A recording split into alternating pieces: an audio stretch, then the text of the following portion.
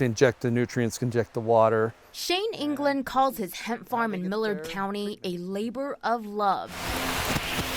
He leads the Great Basin Hemp Farm Co-op, advocating for other hemp farmers in the state of Utah. We don't make that much as hemp farmers, and so thousands of dollars goes a long ways to maintaining our business for a month or so. Now this is interesting. You notice thousands of dollars is how much England says he spent in the last 3 days, all because of this hemp plant. I'm afraid maybe the law enforcement's still on edge about this, and some of them don't know how to deal with it. It all started on Saturday when England says he was heading home to Fillmore from the Utah Cannabis Career Fair in Salt Lake. He says he began to feel drowsy, so he stopped to get some air.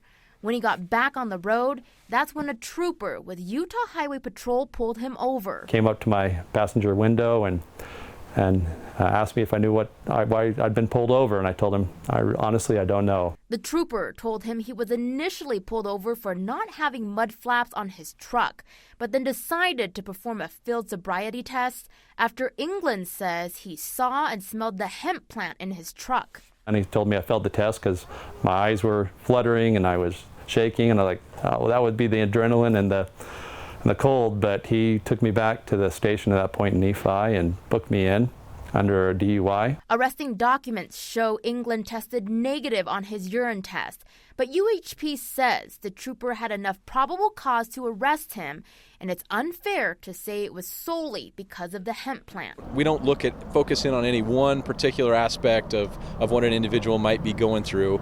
We have to look at the situation in totality. England says he'll now be fighting his charges and hopes to raise more awareness and understanding about the industry. I want to be able to represent this industry so that we don't have these things going on anymore, that the farmers can feel like they're not going to get persecuted, that the public feels like they're safe to possess any type of hemp product. Sergeant Street says UHP has been instrumental in ensuring troopers and officers understand the public's right to medicinally use cannabis and hemp ever since the Utah Medical Cannabis Act was passed in 2018.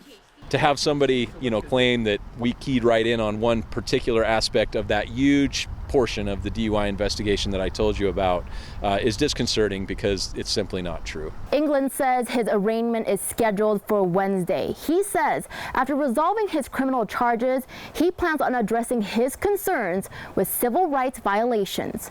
Reporting in Millard County, Rosie Nguyen, ABC4 News.